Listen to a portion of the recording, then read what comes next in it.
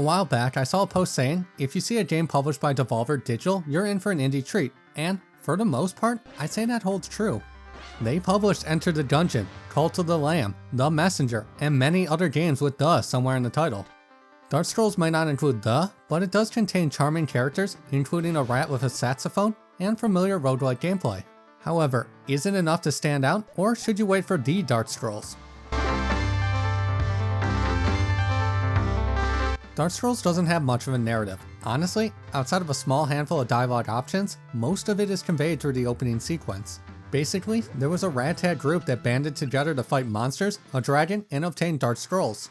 Said group was ultimately betrayed, prompting the remaining members to brave the world to right this wrong, something that will prove more perilous than you might think.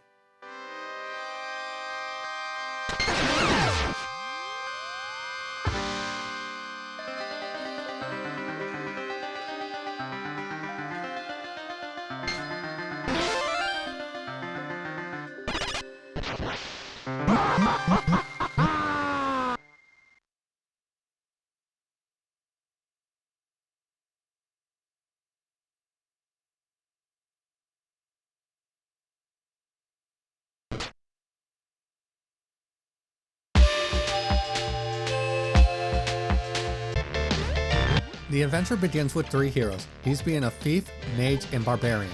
Each character has a distinct specialty. Mage gives range in exchange for low damage output. The thief has a lot of potential if you're willing to risk it, with the barbarian offering a lot of power for very little effort. Later characters build on the RPG aesthetic in their own quirky way. For example, Cupid is a healer, and the aforementioned rat functions as a bard.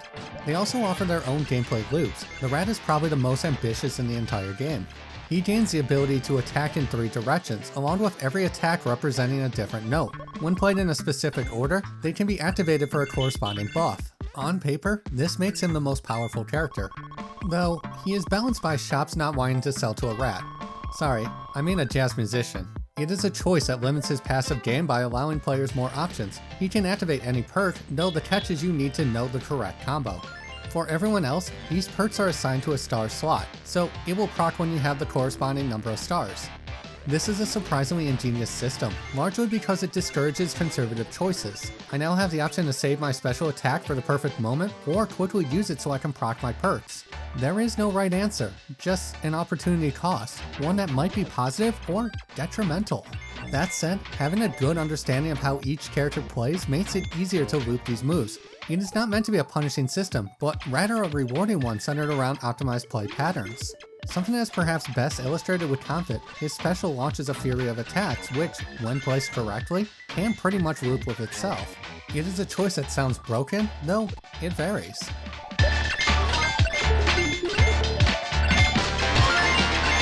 Levels are broken up into 3 distinct parts, these being a gauntlet, shop, and boss. Prior to each is a brief transversal on rails. Difficulty varies since each run will be a bit different. Sometimes enemy positions suck, whereas other times it's a race against the clock to break a box. Please note, getting stuck is an instant loss. Falling can be saved, but in most cases it is also a loss. My favorite aspect is the gauntlet. You're given a set amount of time to defeat various enemy waves. Defeating every enemy will unlock a cannon. This is used to skip most of the next section's transversal. It can result in a reduction in gold, making it harder to purchase things, with the benefit of saving life. Something that's even more useful, given a full heal as a previous gauntlet reward. As for bosses, they can be tricky in the 90s sort of way. It's all pattern recognition, coupled with smart choices. Take the fish boss. Simply standing on the platform behind it is all you need to do. Well, that and avoid its bouncing attack. Despite sounding simple, it is surprisingly nuanced due to balance.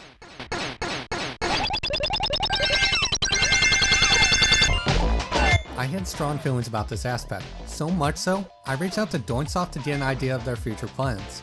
So, before getting into my issues, I wanted to give a summary of the information I was given, as I think the two are important to understand.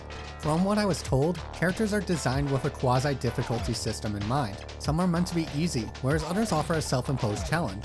This absolutely matches my experience. There is a clear hierarchy, at least in the sense that some characters are obviously better than others. Where it starts to become a problem is how this manifests. You see, Grizz, Ironbeard, and Comfort are all broken characters. This is due to how double jump works.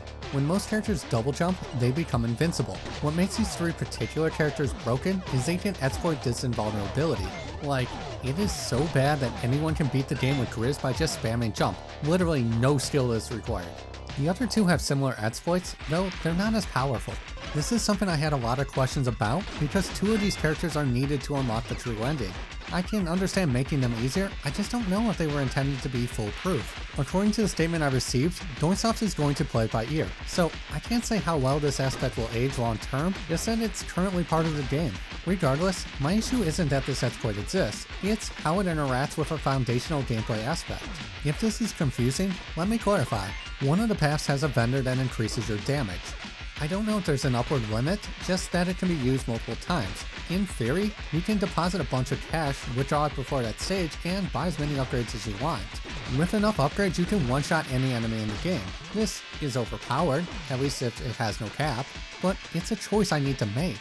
These moves are different. I mean, Grizz's double jump would likely remain the best move in the entire game without the invincibility frames. So having to avoid it because it trivializes everything just isn't a fun prospect.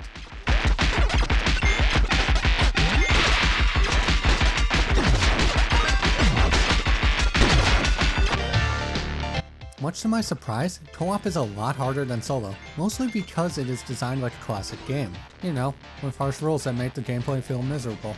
Right off the bat, players cannot phase through one another. As a result, avoiding certain attacks is pretty difficult.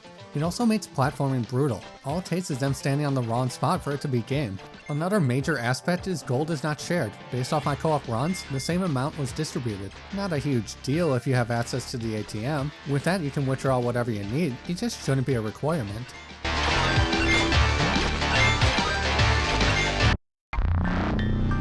Negatives aside, most characters and stages need to be unlocked. They hit that sweet spot where they are manageable without a guide. Still, I made one if you prefer. Stages work in a similar way. Several runs and characters are required to unlock the true ending. In all, it takes about half an hour for a run. With all the secrets, assuming no mistakes, is around 4 hours. Dark Scrolls is clearly a game designed with love and passion, a charming world where 3 geese in a trench coat can be a vendor, or a rat with his hats can save the day with cool jazz. It is the type of experience I tend to love, where it tries to capture a specific vibe that will resonate with those who long for simpler days. Where you invite your best friend over, open some pops, and then bicker with one another over careless mistakes. And in that aspect, I can respect what Dark Scrolls is going for. Like I've mentioned before, it is partially why I don't store my reviews. Sometimes the flaws are what makes it special. Still, this is the type of game that almost feels at odds with itself. It can feel cheap, frustrating, or outright unenjoyable. Where the hardest part is platforming, with a single moment that can decide a run. And in my case, I would just like to see better balance. Games are best when even the easiest mode has some bite. Yet, the current range is either a joke or a serious test of skill.